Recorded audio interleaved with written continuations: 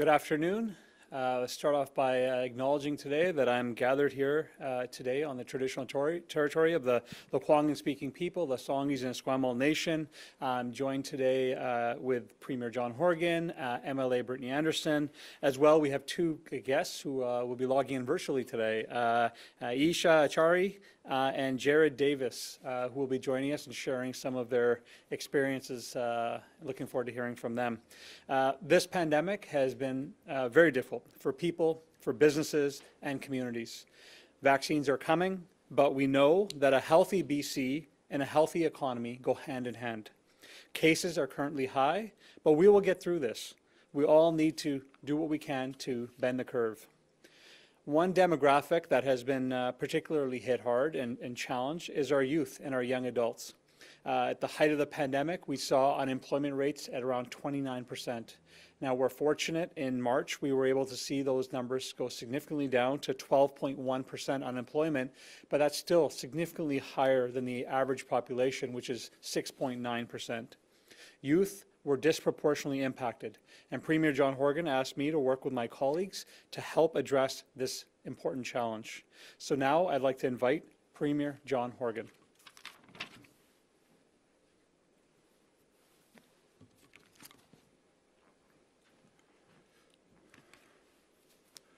Thank you, Ravi, and it's good to be here today on the traditional territory of the Lekwungen-speaking people. I want to thank MLA Brittny Anderson for being here today, as well as Jared and Isha, who will be telling their stories about a program, an exciting new program that we're going to be announcing today. As Ravi said, young people have been disproportionately affected by COVID-19. Rites of passage like graduations, that first job, going to university with a group of people from your peer group, celebrating and exploring the wonders of young adulthood as we prepare for the challenges ahead. A year of travel, any number of things that I remember as a youth has been taken away because of COVID-19 from young people here in British Columbia. And although we have been focused for the past year and a bit on keeping all British Columbians safe and ensuring that we could keep as many livelihoods going as possible during extremely challenging times, we have seen, as Ravi said, a disproportionate impact on the most vulnerable populations in our society, whether it's the elderly, with respect to those in long-term care facilities, or young people's lives in the midst of a global pandemic. And although I did say to the graduating class of 2020 at Edward Milne Secondary in my community of Souk, saying you were going to be the only class to graduate during a pandemic is now going to be the second class to graduate during a pandemic. And we're hopeful that the vaccine rollout and the measures that have been put in place to protect people will be successful, and this will be the last summer of COVID-19. But as we keep people safe and keep our economy going, government has to be quick and responsive to the changing needs of people, not just young people, but all British Columbians. And I want to do two things today. Firstly, I want to announce that I've asked Brittny Anderson, the MLA for Nelson-Creston, to be the Premier's advisor on youth. That means Brittny will be able to go across the province, engaging with young people, bringing back their hopes, their concerns, their fears, so that government can put in place policies that will assist them in the short term, the medium term, and in the long term. I'm very fortunate as a leader of a government to have 7 members of my caucus who are millennials, the youngest of which is Brittny. But we have young people at our table that are bringing these issues forward day after day, week after week, month after month. And part of that process has led to the programs that Ravi and I are going to be announcing today. Before we get to that, I want to thank Brittny for stepping up. This is an ominous responsibility. To be my advisor on youth issues means that her email and her texts are going to be filled with people that have good ideas, and we want to encourage that. Everybody has a role to play in British Columbia. Everybody has a part in coming out of the pandemic, and I'm very excited to have Brittny taking up this challenge and doing what she can to make sure that we lift up young people right across BC. I also want to spend some time talking a little bit about the programs that we're announcing today. The Stronger BC Future Leaders Program are 5 distinct programs totaling about $45 million that will fund jobs, it will fund internships and co-op opportunities across British Columbia. 5,000 young people will benefit from these programs. getting work experience, that first opportunity to move up and move on with their lives as we say goodbye to COVID-19 in the months ahead. The programs are especially focused on assisting young people to get the experience that they need to move on to other more promising jobs in the marketplace. I remember as a youth, I remember my children coming out of high school and then out of university. The biggest challenge young people have is getting that experience they need to put on a resume, to make the case to a business or to an organization that they have something to contribute. And I believe this program will assist literally 5,000 young people in achieving that very important goal of getting that first bit of practical in the workplace experience that can lead to better paying jobs, stronger careers, and a focus on the things that people want to do in their work life. These positions, of course, will promote innovation and sustainability. Young people will earn an income while they're gaining experience, and all young people are being asked to participate if they can. I know we're going to hear from Jared and Isha in a minute, but before I do that, I want to ask Brittny to say a few words about how she's going to take on this new challenge that I've given to her as the Premier's advisor on youth issues. Over to you, Brittny. Thank you. It is an honor to serve as the Premier's Special Advisor on Youth. As you note, the youth of this province have been particularly hard hit by the pandemic. I look forward to working with BC's young people in overcoming today's challenges. Young people want good jobs, a good education, and affordable housing. Working with youth-led and youth-serving organizations across British Columbia, we will develop strategies to support the employment of young people. A good job today benefits young people for years to come. I'll ensure we have participation from Indigenous and racialized youth, and from those living in rural and remote communities. It is essential we have participation from youth who all too often have not had their voices heard. We know young people are feeling the effects of the current health emergency, and as we look to equitable and just recovery, their voices cannot and will not be left out of the conversation. I look forward to hearing from the youth of our province. I know the future is bright, and it will be all the brighter with their full participation. Thank you so much, Premier.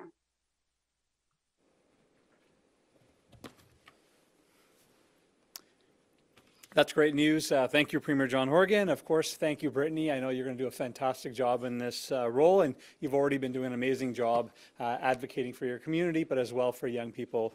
Look forward to working with you on the initiatives ahead. Now I'd like to introduce Jared Davis to speak about and share his experience with the Youth Employment Program. So I know he's joining us virtually. So Jared, over to you. Thank you, Minister Kahlon.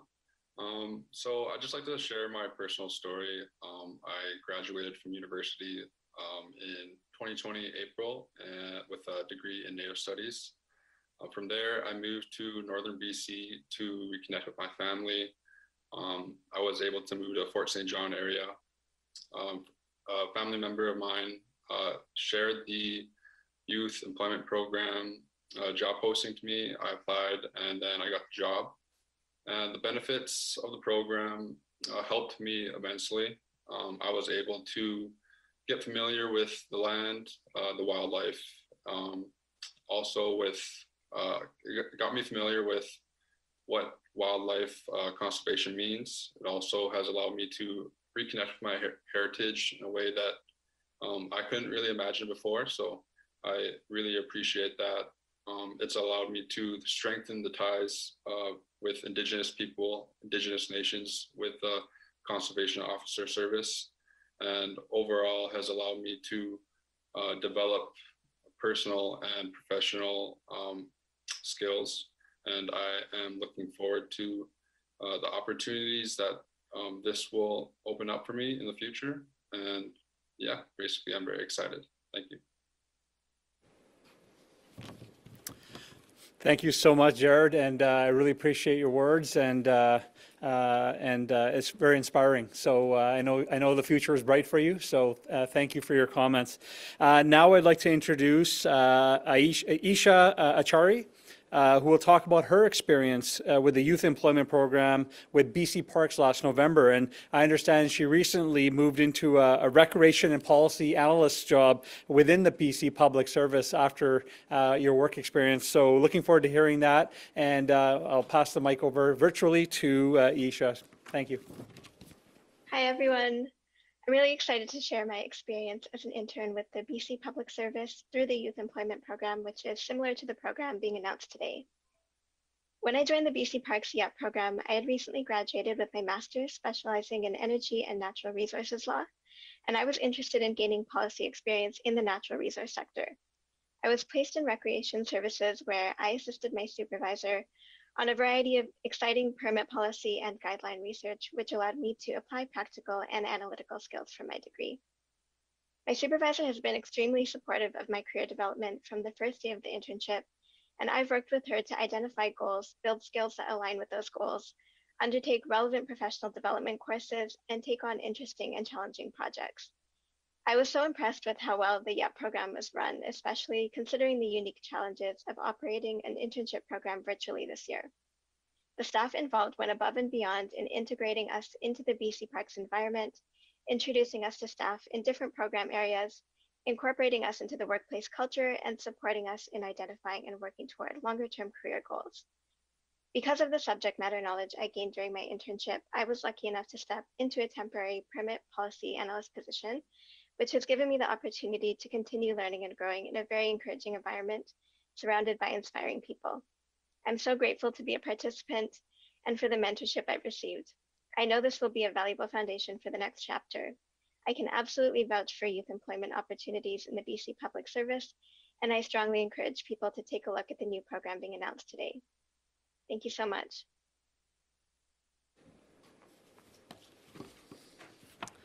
Thank you so much, Isha, for sharing your experience, and of course, wish you best of luck in the opportunity that you have now, as well as future career opportunities within the public service. A Stronger BC Future Leaders program is an investment in our young people. It's an opportunity to tackle climate change. It's an opportunity and an investment in the future for our future leaders in innovation. Working alongside my colleagues in the Ministry of Flinro, Environment, and Advanced Education, we will ensure that we're providing support to our youth, helping them get a broad range of skills that meet future needs and help us build a stronger BC.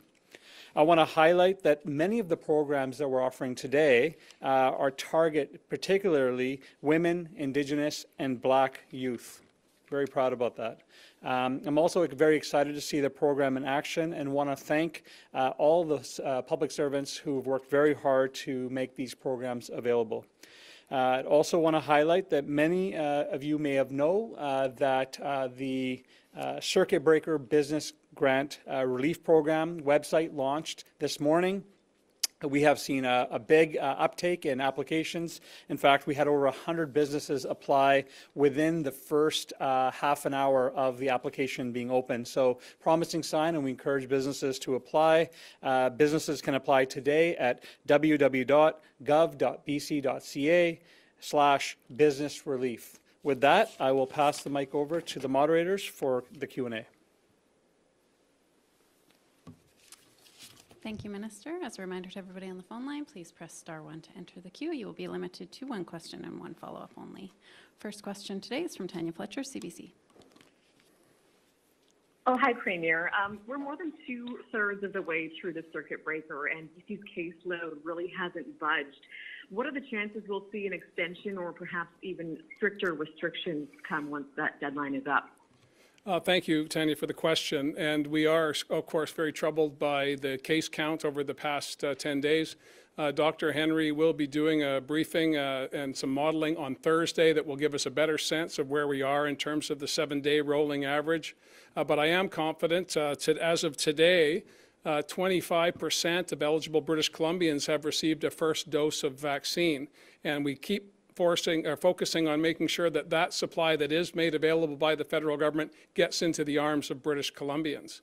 Having said that, we're trying to play catch-up in a couple of situations, and I give full credit to public health as well as Dr. Ballum, who's in charge of the immunization program, to be flexible enough to pivot when we need to, moving away from our age cohorts and focusing on areas where there have been outbreaks, areas where we can stem the increase of the case count. And we've been using all of those tools as well as the circuit breaker public health orders that were put in place to protect British Columbians, to protect businesses for the long term.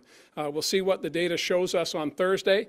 Cabinet meets tomorrow to review a host of other initiatives, so it's premature for me to comment other than to say encouraging people to follow the orders, stay safe, physically distant, stay away from people you don't know, and for goodness sakes, let's all focus on getting through this.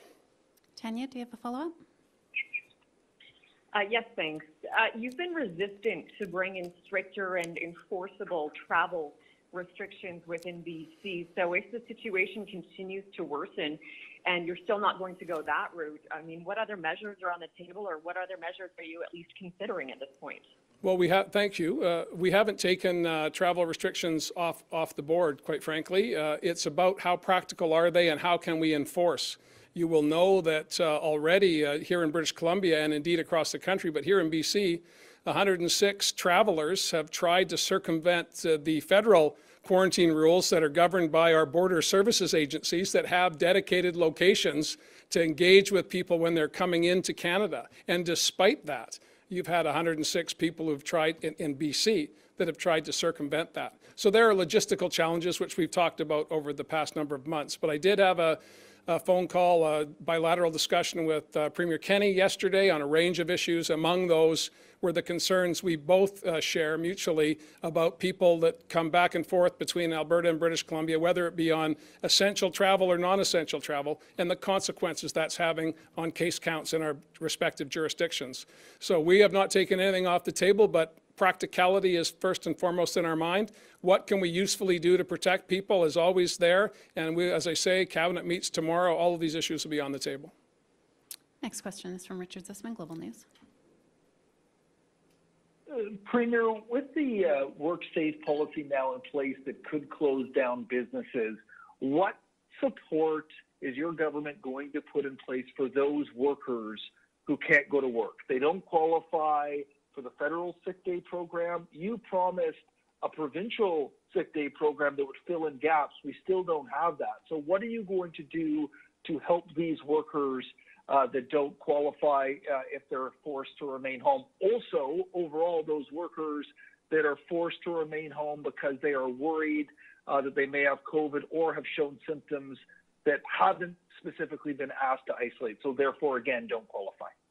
Yeah, well, thank you, Richard. There's a whole host of different categories in that question, so it's challenging for me to give you a direct answer. But I have been in touch with Minister Freeland, the federal finance minister, talking about the CERB program, which is still in place to help workers that are displaced because of COVID-19. And of course, the circuit breaker is a good example of that. So those workers are eligible for CERB. For those who are staying home because they feel that they may be putting their colleagues at risk, I applaud them, and there is a federal program in place. We will have budgets on the 19th and 20th, one federal, one provincial, where we hope to see new programs to make sure that we're meeting that challenge.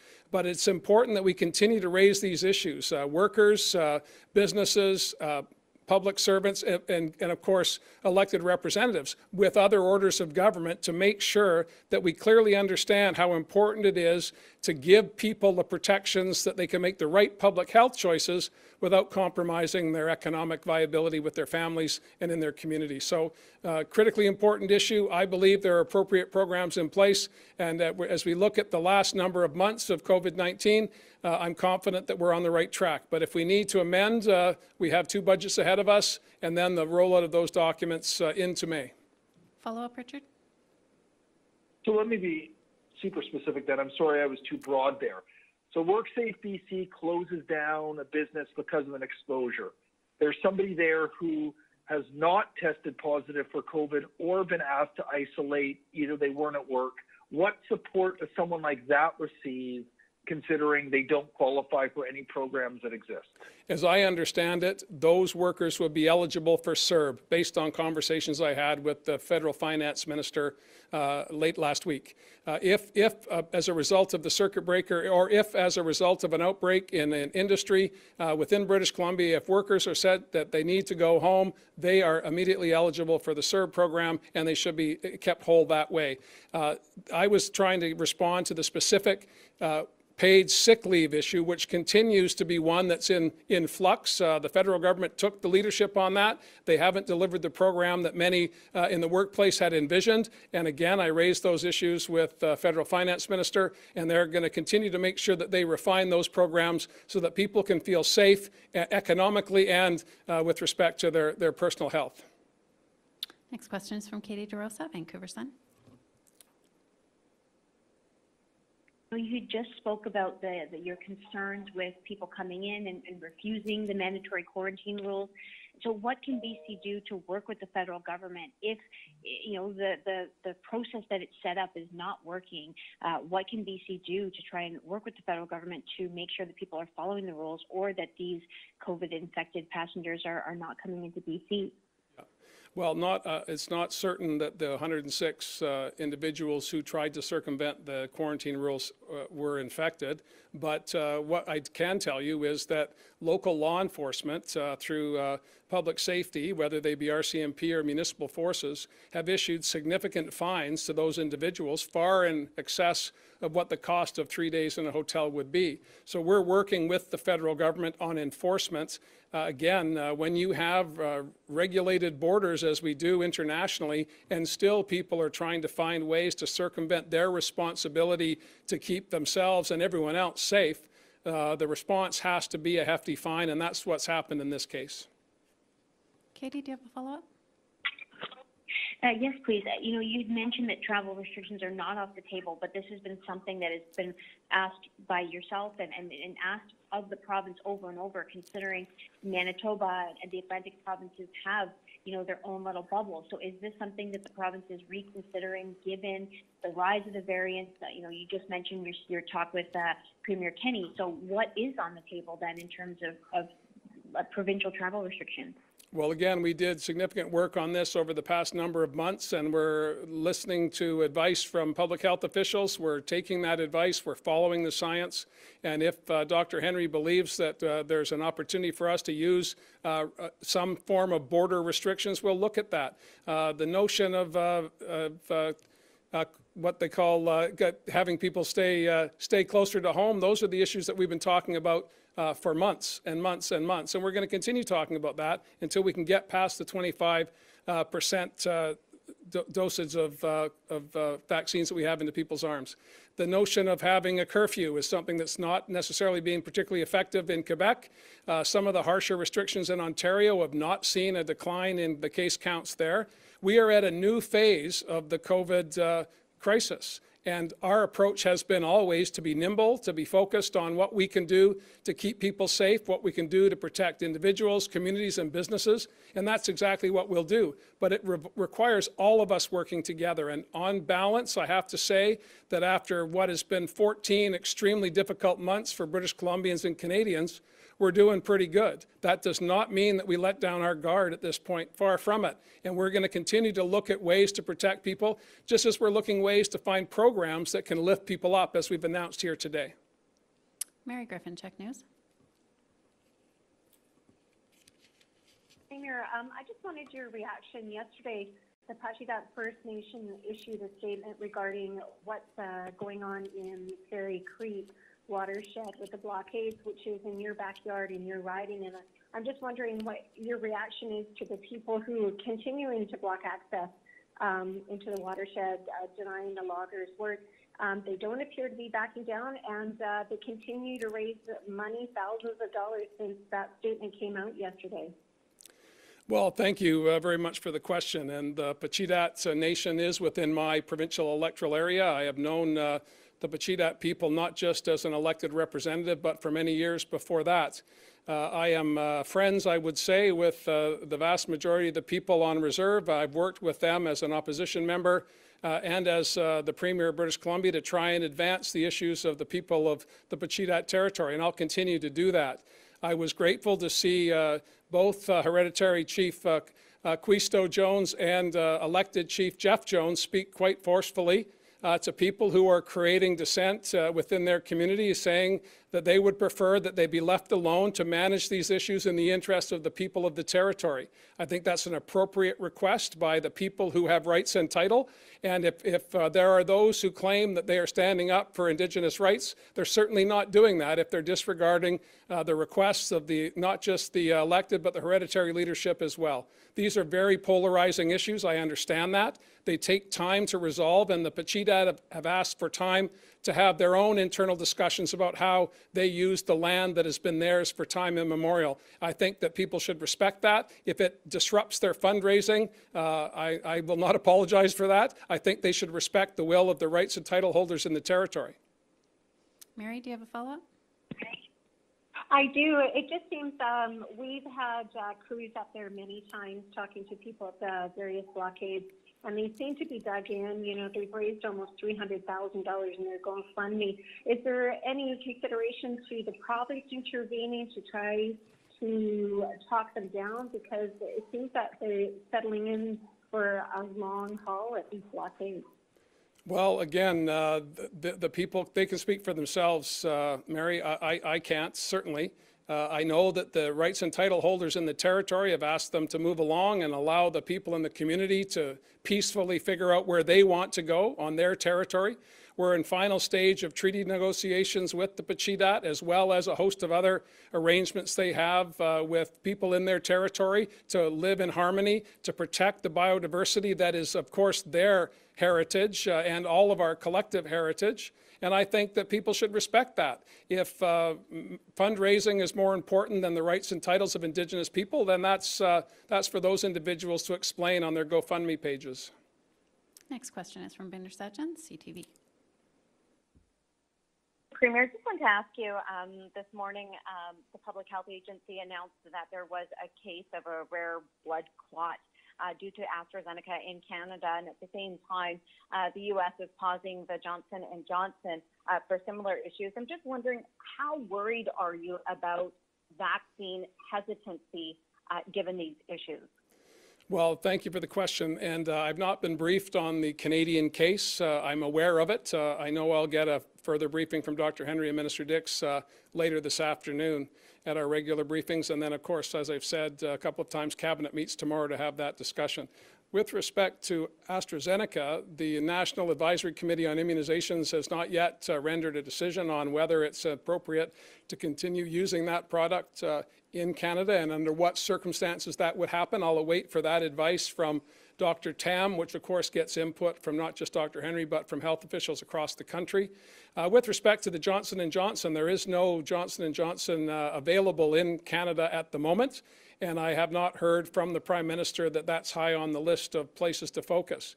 We are grateful that the Pfizer vaccine is becoming in regular amounts. That's allowed us to plan not just for our age cohorts, which is going very, very well, but also to pivot and to use vaccines as a tool to reduce outbreaks, whether it be immunizing frontline workers, as we're doing in Surrey today with police and fire, bus drivers as well, and other parts of the Lower Mainland, or focusing on community outbreaks like Whistler and earlier Prince Rupert. The vaccine is a valuable tool for public health officials, but the first tool is for everybody to follow the orders that are already in place. And I believe that we'll continue to work hard with the vaccines that are available to us, and we'll take advice from the national body on what to do with AstraZeneca. The hesitancy question, quite frankly, hasn't appeared. As we've received AstraZeneca, it's disappeared into the arms of British Columbians, and I suspect that will continue. The advice that I've been given today, which may change, but the advice I've been given today is that you should take the first vaccine that's offered to you because it's in the interest of not just yourself, but your neighbors, your family, and your community. Next question is from Lisa Houston, News 1130. Hello. Sorry, Binder. Go ahead. Sorry. Sorry, Binder. Okay. Go ahead. It's my fault. So Premier, speaking of Dr. Tam, she actually got a vaccine dose today. And I'm wondering, not to out you on your age or anything, but I believe you are eligible for the AstraZeneca in pharmacies. Have you received your shot yet? If not, why not? Would you consider doing that in front of people to show them that you have confidence in AstraZeneca? And do you think it would be worthwhile to have other high-profile British Columbians also join in? Well, well, thank you for that. I have not yet been vaccinated. I did take advantage of the online tool, and my spouse and I registered for our age cohort, which has not yet been called, I'll say, has not yet been called, I'll repeat. And it took 2 minutes to do the two of us.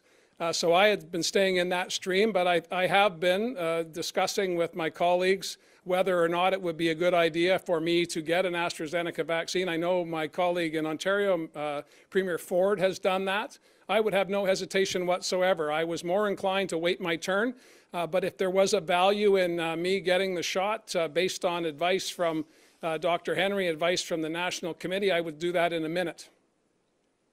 Next question is from Lisa Houston, News 1130.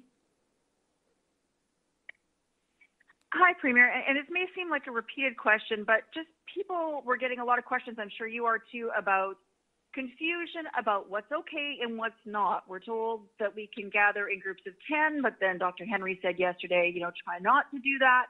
So I'm wondering, is enough enforcement being done? Is the province doing everything possible that can be done to encourage people, to tell people to stay home? Are we being specific enough? Is the message getting everywhere it needs to go for those who aren't on these calls every day, who aren't listening to all this information firsthand? Yeah. Well, thank you, Lisa, for that question. And it's a difficult one to answer because we have been talking, me to you and Dr. Henry and Minister Dix and other of my colleagues and indeed leaders from across the country have been talking about how people should act for over a year. And I understand completely how frustrating that is for folks who have done their part and they've stayed home and they've not seen their kids. They've not visited their grandparents. They've not traveled to funerals to bury their loved ones. They've done all of the things that have been asked of them. And despite that, they see examples of people who are just completely disregarding all of the work that they have done. And it's not about disregarding the government for most people. It's about, hey man, I'm doing my part, why aren't you? And governments can do so much. The reality is the public has to be there. The vast majority are. And when there are egregious examples of people disregarding the orders, there have been consequences, whether it be the loss of a business license for a restaurant that decided that they were smarter than public health officials and wanted to not follow the lead of their association, their umbrella association, and other people in the hospitality sector. There were significant consequences. If you're not going to follow orders with respect to the number of people indoors, if you're going to have a party in your penthouse condominium, there are going to be consequences. So I believe we have had enough carrot and enough stick for those who are paying attention. For those who are not, it's a bigger challenge. And there's no sugarcoating I can do, quite frankly, to your question. My appeal is the same as it has been for over a year. Please, British Columbians, in the interest of not just yourselves, but all of those around you, follow the rules. Dr. Henry will have more to say on Thursday as we look at more data. And I believe, I'm very confident that the vast majority of British Columbians are behind this 100%. They want to say goodbye to COVID. They want the young people that we're highlighting today to have the types of jobs and careers that we aspired to when we were young people. I used to wait on tables. I know the challenges of that. I know the challenges that young people have every single day in a normal year. But during a global pandemic, it has been disproportionately on their shoulders. And we need to change that. And that means all of us working together. Lisa, do you have a follow-up? It's sort of in the same vein and sort of a bit about enforcement. People are being asked to stay in their own communities. Some have questions about what exactly is my community. Also, people have reservations on weekends for hotels, for houseboats, for campgrounds. Is it time for the province to say you cannot make a booking if it's not in your community? You cannot book a campground. Is it not time for the province to be more stringent about what cannot be done? Well, we have had discussions about that. We'll continue to have discussions about that tomorrow's cabinet, and this will come up again. There were suggestions that MLA should reach out to the B&B sector in their community and say, don't do any more bookings. And many are not. I heard a story of a restaurant that was entitled to be open prior to the circuit breaker, shutting down because everyone in the restaurant was from somewhere else. And they knew that because it was a small community. So again, I think people are acting. The people that are listening, the people that are paying attention, the people that want to be part of the solution are acting. And again, we will use the tools that are available to us if we believe that they will be effective. But effective deployment of these rules is the challenge, and we've been talking about that for a year as well. Next question is from Jason Huey, Fairchild. Hi, Premier. Thank you for taking my question. We have a source showing that workers at Vancouver Coastal Health Accounting and IT Department have already got vaccinated. And with the shortage of the vaccine we're facing right now, many frontline workers, like all CBSA border service officers, police, and firefighters, are not vaccinated yet. So we wonder why these non-frontline workers at BCH can get vaccinated before those who really work at the front line, such as the CBSA officer. Are you aware of this kind of incident happening in BCH, and what is your response on that? I'm not aware of the specific issue that you're referring to, but I can tell you that I've received countless letters, correspondence from organizations across British Columbia, indeed across Canada, who believe that their organization, the members of their organization, should be vaccinated before anyone else. And almost every single one of those arguments are valid, legitimate arguments that would persuade me were we swimming in supply, but we're not. And so those decisions are being made by public health officials, not by politicians, and that's as it should be. When we have a scarcity of supply and extraordinary demand, the best way to deploy that resource is by listening to the directions of public health officials and making sure we're using every drop of vaccine to its highest best purpose. And until we see a surplus of vaccine in British Columbia, which does not appear to be on the horizon, we're going to be responding based on the best advice we get from public health officials. Jason, do you have a follow-up? Yes, I do. And we noticed that CBSA, the border service officer, are not on the list of frontline workers for the vaccination. Are they not considered as frontline workers, or is there a schedule for them to get their vaccination? Well, again, I'll go back to to my initial answer. Those decisions are being made by public health officials based on the supply that we have. We had an ambitious plan when AstraZeneca was coming in large amounts, when Moderna was coming in regular amount. The only vaccine that's arriving as advertised is the Pfizer vaccine. It's more volatile to deal with. It needs colder temperatures for storage. So it's the more challenging of all of them, but it's been the most consistent. And Dr. Penny Ballum, who's overseeing the immunization program, has been making science-based medical decisions on how best to deploy that. And if border officials have not yet been vaccinated, they're federal employees. That doesn't mean that they're any lesser British Columbians, but they're federal employees, and if the federal government has a plan for the borders and those critical workers, then they should speak to that. That's all the time we have for questions today. Thank you for joining us. Thanks, everybody. And to Isha and Jared, thank you very much for joining us today. Good luck with your careers. And to all the 5,000 people that will be able to access the programs that Minister Kahlon and I announced today, this is an opportunity to get that experience. This is an opportunity to dive in, whether it be on the tech side, whether it be helping remove derelict boats on the coast. This is an opportunity for summer employment and full-time employment as well. I encourage people to go online and get into the program. Thanks a lot.